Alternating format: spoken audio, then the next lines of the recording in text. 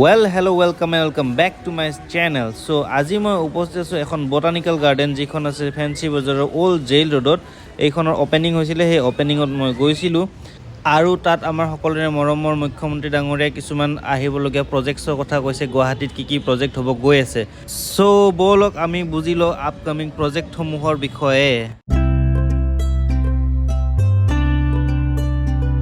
গুৱাহাটীৰ আটাইতকৈ যিটো ডাঙৰ প্ৰজেক্ট আহি আছে সেইটো হ'ল ডিচি কোৰ্টৰ পৰা গুৱাহাটী উচ্চ ন্যায়ালয়ৰ মুখ্য ন্যায়াধীশৰ বাসভৱন পৰ্যন্ত আমি কেনেকৈ ৰিভাৰ ফ্ৰণ্ট এটা ডেভেলপ কৰিব পাৰোঁ।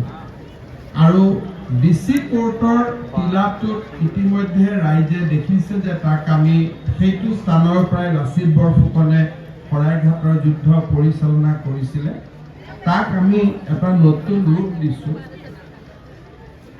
পূজাৰ আগতেই হওক বা তাৰ এমাহ পিছত আমি ডিচি কোৰ্টৰ যিটো ব্ৰহ্মপুত্ৰ ৰিভাৰ ফ্ৰণ্ট ডেভেলপমেণ্ট আছে তাৰ আমি প্ৰথম অংশটো সমাপ্ত কৰিব খুজিছোঁ।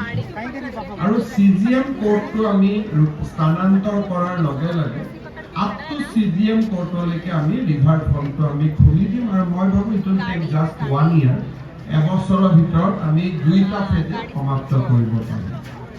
আমি যিসকল গুৱাহাটীৰ বাসিন্দা আমি চানমাৰীলৈকে যাওঁ, তাত ফ্লাড কণ্ট্ৰল আৰু ইৰিগেশ্যনৰ কাৰ্যালয়টো আমাৰ চকুত পৰে।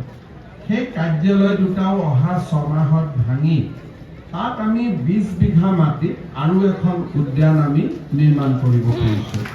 অৰ্থাৎ গুৱাহাটীত আমি শ্ৰদ্ধাঞ্জলি কানন মই GDD মিনিষ্টাৰ থাকোঁতে আৰম্ভ কৰিছিলোঁ। লাহে লাহে চাৰিওফালে যাতে লোকেলিটিবিলাকত একোখন সুন্দৰ পাৰ্ক আমি নিৰ্মাণ কৰিব পাৰোঁ, তাৰ কাৰণে আমাৰ প্ৰচেষ্টা অব্যাহত আছে। মই পুনৰবাৰ আমাৰ GMDA দহুৱা বিভাগৰ মন্ত্ৰী অশোক সিনহা ডাঙৰীয়া, GMD আৰু GMCৰ আটাইকে মই ধন্যবাদ জনাইছোঁ।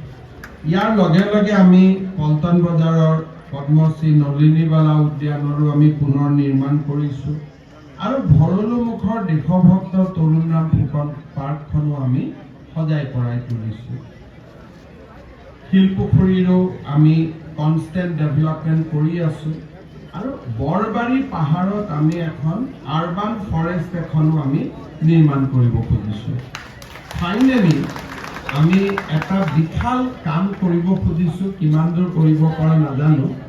দ্বীপৰ বিলখনৰ চাৰিওফালে আমি বান্ধ নিৰ্মাণ কৰি মথাউৰি নিৰ্মাণ কৰি তাতে যাতে মানুহে গোটেই দ্বীপৰ বিলখনতে চাইকেল আদি চলাব পাৰে, এটা বহুত ডাঙৰ আমি আঁচনি এটাৰ বিষয়ে চেষ্টা কৰি আছোঁ। কিন্তু বন বিভাগৰ ফৰেষ্টৰ গোটেইবিলাকৰ কোঅৰ্ডিনেশ্যনৰ আমি চেষ্টা কৰি আছোঁ যাতে তাতে ৰাবাৰ বোট আদি গোটেইবিলাক আমি দিব পাৰোঁ, পানীটো নিৰ্মল কৰি ৰাখিব পাৰোঁ, চাৰিওফালে মথাউৰি বনাব পাৰোঁ, পানীটো উলিয়াই দিয়া সুমুৱাই দিয়া, গোটেইবিলাক বিভিন্ন চৰাই আদি আহে তাক চাবৰ কাৰণে ৱাচ টাৱাৰ, খুব ডাঙৰ পৰিকল্পনা এটা আমি কৰি আছোঁ দ্বীপৰ বিলক লৈ।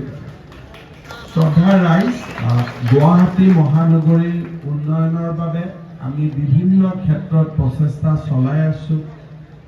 আমাৰ মালিগাঁৱত উৰণীয়া সেতু হৈ গ'ল, অহা 18 তাৰিখে আমাৰ জু ৰোডৰ উৰণীয়া সেতু আমি উদ্বোধন কৰিম 18 অক্টোবৰ তাৰিখে। তাৰপিছত লাহেকৈ বামুণী মৈদামৰ পৰা আমাৰ হেণ্ডিক কলেজ পৰ্যন্ত উৰণীয়া সেতুৰ নিৰ্মাণৰ কামো আৰম্ভ হ'ব আৰু চাওঁতে চাওঁতে গুৱাহাটী উত্তৰ গুৱাহাটীৰ দলং নিৰ্মাণৰ কামো শেষ হ'ব। কেইদিনমান আগতে আমি নদীৰ ঘাটলৈ আহিছিলোঁ, তাত ঠিক MMCৰ সন্মুখত আপোনালোকে দেখিব এটা ডাঙৰ নিৰ্মাণ কাৰ্য হৈ আছে, যিটো এটা ইনলেণ্ড ৱাটাৰ টাৰ্মিনেল হ'ব। ভিতৰতে দোকান পোহাৰ হোটেল আদিও থাকিব। যেনেকৈ ছিংগাপুৰ বেংককত অতিথিসকল আহি এটা জেগাত তেওঁলোকে টাৰ্মিনেলত ৰখে, তাৰপিছত জাহাজেদি গধূলি 2-3 ঘণ্টা ব্ৰহ্মপুত্ৰত বা তাৰ নদীত ঘূৰি আহি পেলাই আকৌ এটা অৱসৰ বিনোদন পাব পাৰে, আমি তাৰো এটা ডাঙৰ টাৰ্মিনেল বনাই আছোঁ।